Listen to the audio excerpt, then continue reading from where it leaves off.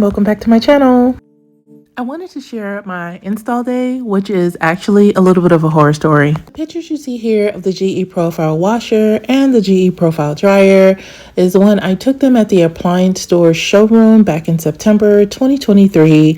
I wanted to get an idea of the price, the color, as well as the pedestals to see if I actually was going to make this purchase. Of course, I liked them and I made the purchase. So fast forward to my installation day, I had a two-man team. Installation and delivery team arrived on time. My GE Profile washer, GE Profile dryer, as well as the two pedestals were in all of their original boxes. So it was 4 boxes in total. Now here's the thing. You remember I told you in my original video that your hose lines and all your connectors are considered accessories. I did ask one of the gentlemen if they had all of the accessories and needed materials. He told me they did. They came into my home. They unboxed the GE Profile washer, dryer, and pedestals in my downstairs hallway area. After they went ahead and did the unboxing of my appliances and my pedestals, I went ahead and did a thorough inspection to make sure there were no damages. Everything was great. And then they asked me if there was a designated area for them to go ahead and do the final install. Designated area, which is on the second level of my home, the loft. They went ahead and they installed the brackets for the pedestals for both the GE Profile washer, dryer, and then they went ahead and mounted them, which was okay.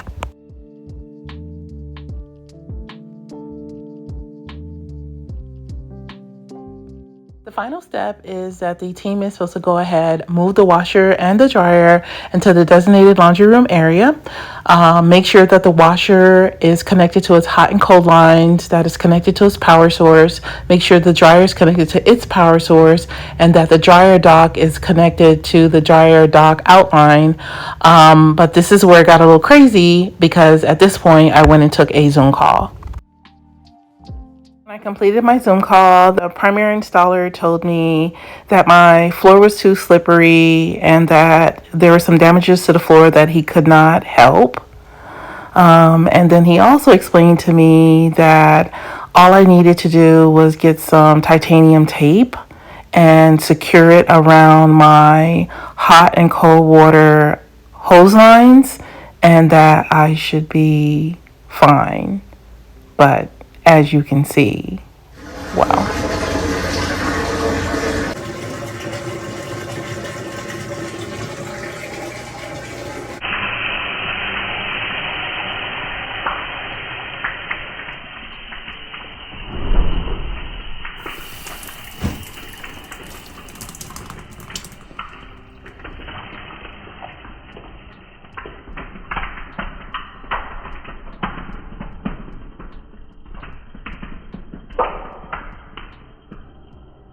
I'm not sure who this guy thought he was dealing with. He tried to debate with me that he can come back and put titanium tape on the hot and cold water lines. I told him, sir, do me a favor. I am in real estate. I know how this is supposed to work, and this is not it. And I need you to leave my home. No, thank you. So I moved my GE Profile washer and was able to get to the back part of it. That's what you saw earlier in the video. I was able to turn that water off. Once I turned off the hot and cold water valve, it stopped leaking immediately on both the main line as well as what's dripping in the bucket that you see. I also checked inside of my pedestals to make sure that there wasn't any water in there. That was great. And then that's when I saw this damage.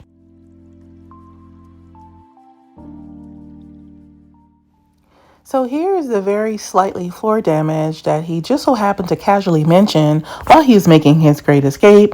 Also too, behind my GE Profile washer, there was this other piece of damage to the vinyl flooring that, he failed to mention. So here we are.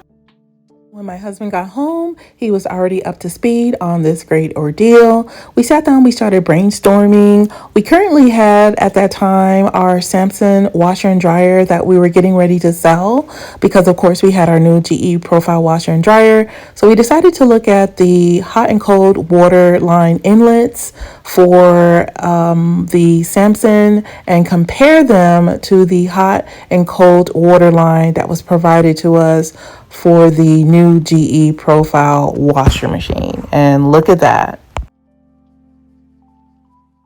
The cold water line is resting on my thumb. That's from my Samsung. And then the other cold water line is from my brand new GE Smart washer and dryer.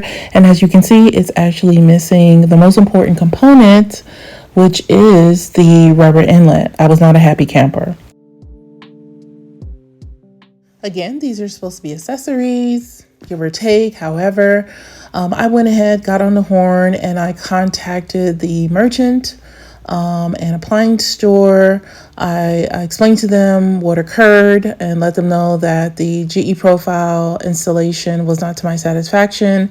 And I also wanted to make sure that the dryer was installed correctly because even though there was no issues on that day that I saw, I just wanted to confirm that it actually was installed correctly.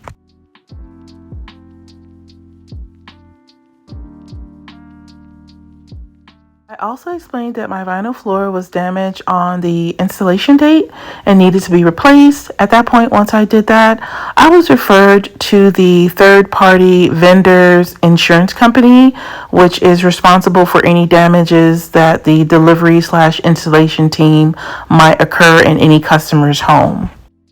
I had to obtain 3 quotes from 3 different flooring contractors and make sure that they're scheduled on 3 different appointment dates. And then I had to submit those quotes, of course, to the insurance company. And then finally, the final stage was receiving payment. This whole ordeal took about an additional 2 months. So overall, I concluded this process in December 2023. Also, a second team had to come to our home to reinstall all the water lines. Here's just a couple of the emails and some of the quotes that I decided to share with you guys. Again, this was a long process and I would not wish this on anyone, but this is just something that took place. And like I said, it took me a while to kind of share this experience with everyone, and hopefully your install day of your GE profile washer and dryer is not going to be as hectic and crazy as mine was. Just as a side note, some of the estimates for basic vinyl replacement started off at like $1,300, around that ballpark, from some of the flooring contractors, and the highest one was about $2,000. I didn't post that one, but you know what? This overall experience just gave me the opportunity to go ahead and start my upgrade flooring project. Like I said, I'm in real estate, so voila, here I am in one of my favorite stores, Floor & Decor.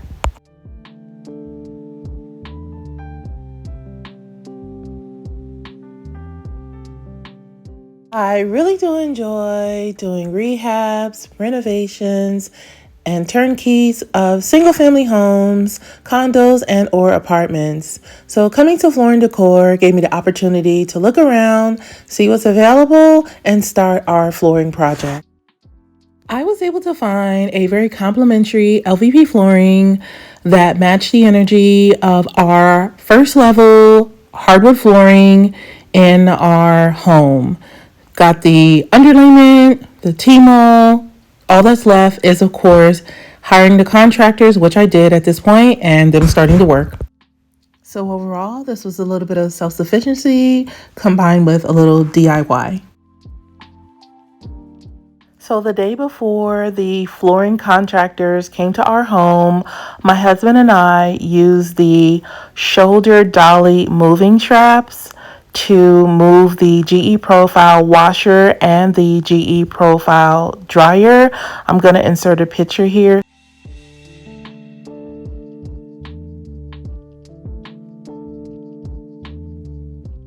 With these moving straps, we were able to move the GE Profile washer and dryer to the loft area with no issues at all. It was a breeze.